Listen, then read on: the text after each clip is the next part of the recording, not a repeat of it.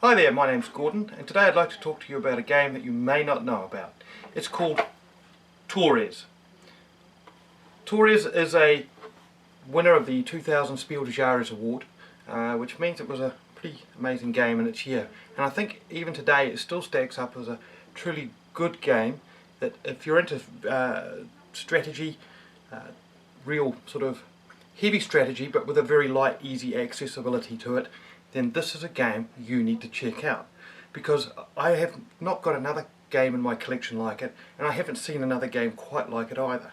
So let's have a look at this game and see what it's all about.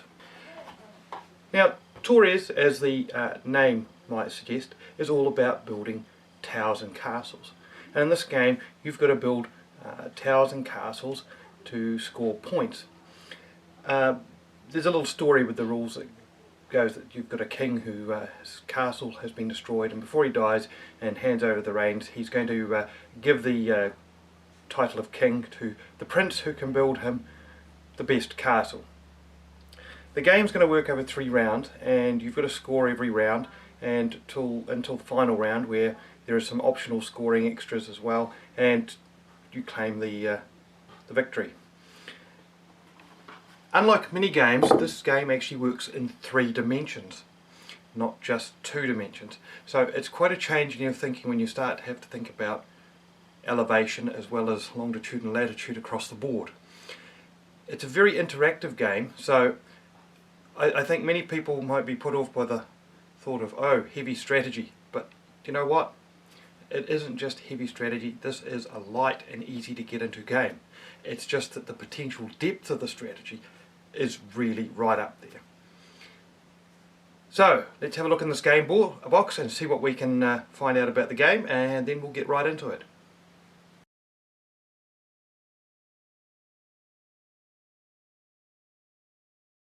It's a slightly odd sized box compared to many games. It's a large rectangular, flattish, but I suppose it's needed to in part to contain all the pieces you're going to see inside. So what do we got? We have a very lovely rulebook. It's multilingual. There is a board, which is not a large board at all. This board is very functional for what it does. No complaints about it at all. In the middle here we have the main playing area and starting positions. Around the edge here we have a scoring track to keep track of the scores. Inside we have,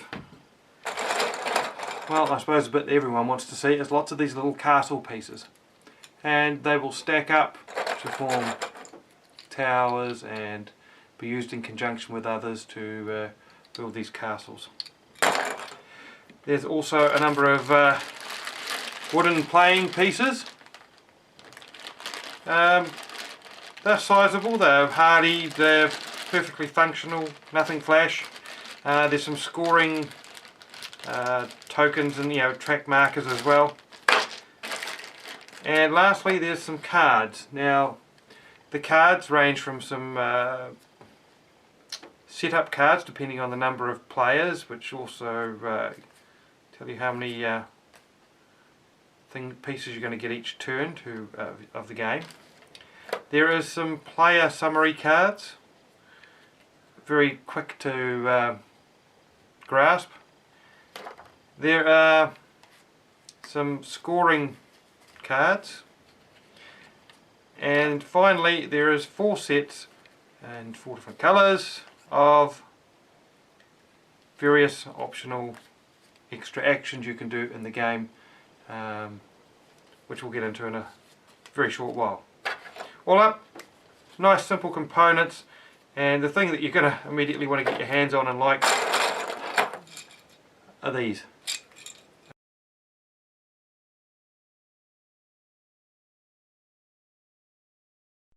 Setup is very straightforward. First you consult these reference cards here, and depending on the number of players, 2, 3 or 4 is the variation of the setup.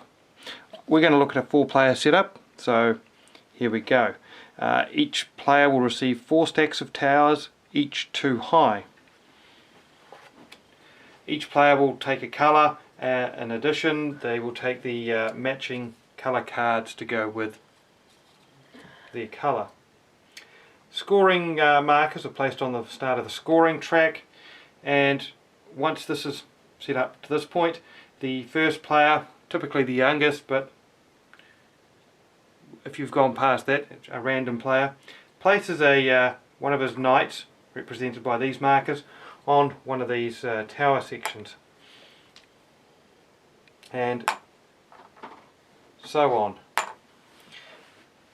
The last player also gets to place the king token, and he's typically going to place it near where he starts. So in this case, blue starts over there, and that is all there is to set up. The variation that I'm going to look at is really to deal with these cards, here. In the very standard game, these are shuffled and kept to the side, and players may choose one of their possible actions to draw the top card. The variation I favour is that each player automatically starts with all these cards. They may then take the choice to, at any point, to play one of these cards in the course of their normal play. And it gets away from the randomness, which to me seems to just, I don't know. This game is much better when it's just played as a pure strategy game than with the random element. So that's set up. Let's look at the game in action.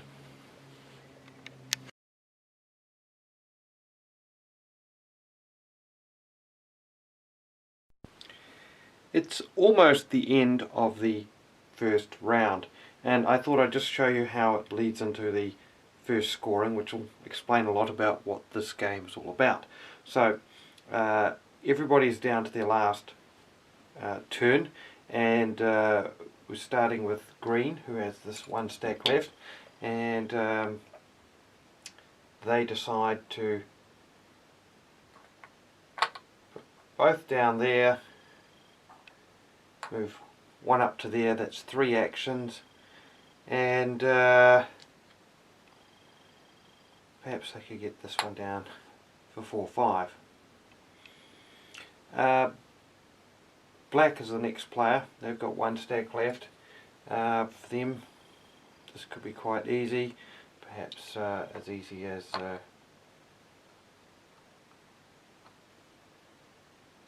doing that, and maybe, I don't know, you think here a sec, that. So that's 2, and they might decide to get another man down for 3, 4. Actually, they may not. Here's a better move for them. Black moves up to there, and moves on to there, and to there. So they're 5 actions. Orange is got an interesting position. They might decide to do something like that. Go up for 3, and they could perhaps move 4, 5. Blue, blue's over here, and they might decide to simply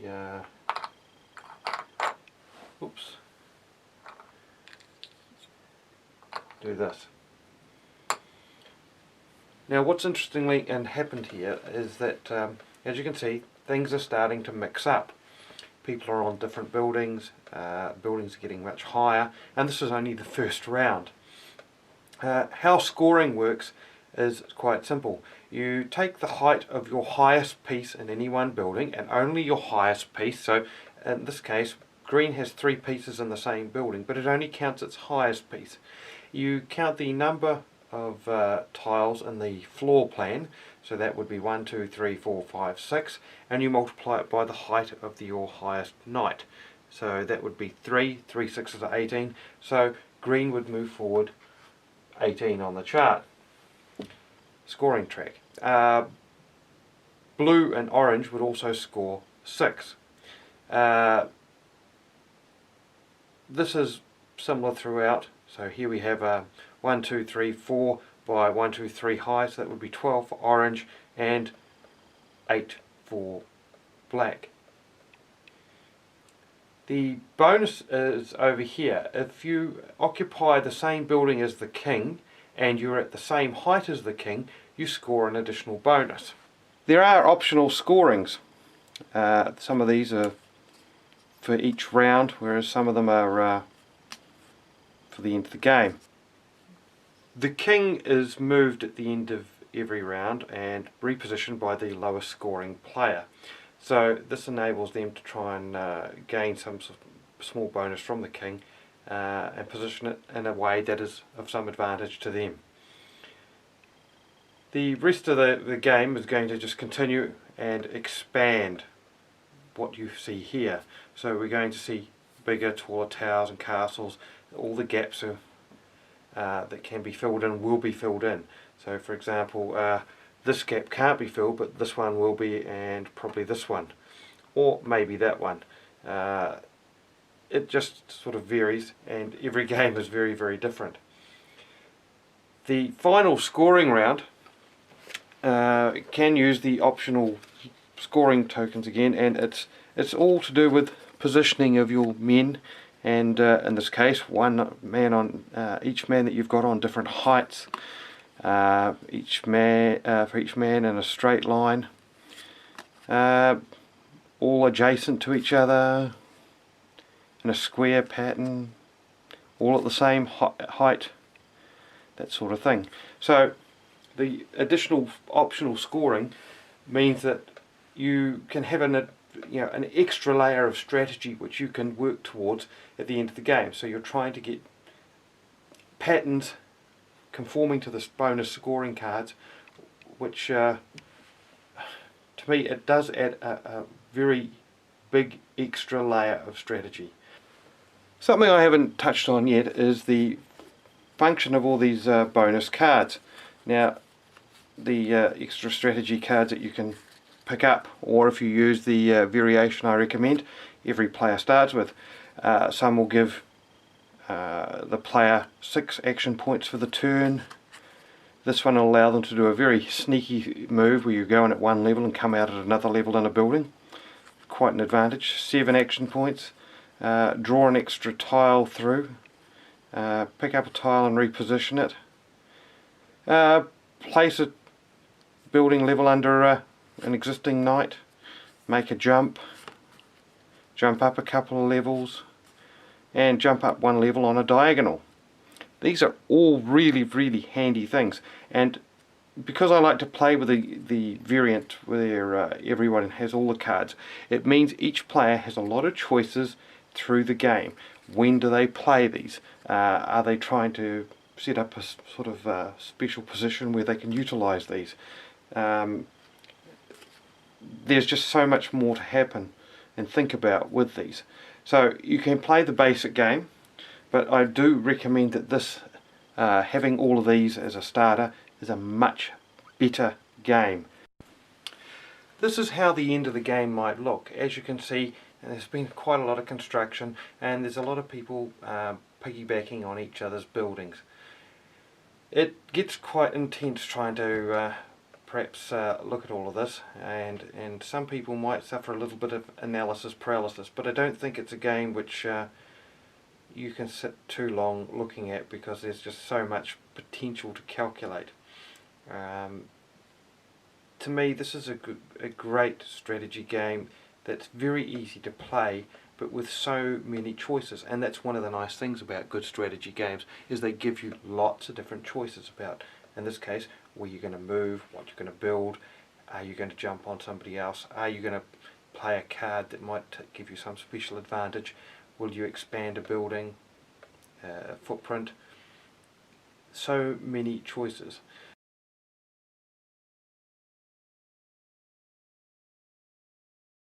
So to cap it all off, I think Torres is a game that needs to be played, to be experienced. There is nothing quite like it, and so the only way you're going to experience it is to try it. Once you try it, I think you're going to probably want to buy it, so that's your next challenge. Why I like Torres is because of the the levels of strategy are very unique. It's extremely interactive. You know, you're always trying to compete with somebody else. You're trying to either hijack their construction and build over them using what other people have built. You're trying to sit on other people's shirt tails and enjoy the benefits of whatever they have been working hard on, and so you can score some points out of what they have been doing. You're using your knights to sometimes block other people's knights in their movements, or just deny them areas that they can occupy. So this is an extremely interactive strategy game, and it's not nasty. It's just very competitive, and it's for people who like. I suppose if you're an old-fashioned sort of chess type strategy person, this is a game you might really like. It's got that interactive competitiveness, but unlike chess, which is only two-dimensional, this starts thinking in three, and it just adds a whole new level to your thinking of what you're going to do. The cards, the optional cards, which I recommend you start with all of them, because it makes for a much more even and fun experience when everyone knows everyone's got the same options, but it's how you use them. Those cards can make a world of difference in your game experience, and you can use them to do all sorts of fancy moves and strategies at different times, but the thing comes back to when do you do it? When's the right time to use them? Sometimes you're so busy prioritising other things that you don't get the chance to use them. So lots of things happening, lots of strategy, and I think once you try it, you're going to want it, as I said before, and there is no other game quite like this. So if you're into interactive, heavy but light strategy games, with that easy accessibility, deep strategy, this is a game you're going to like.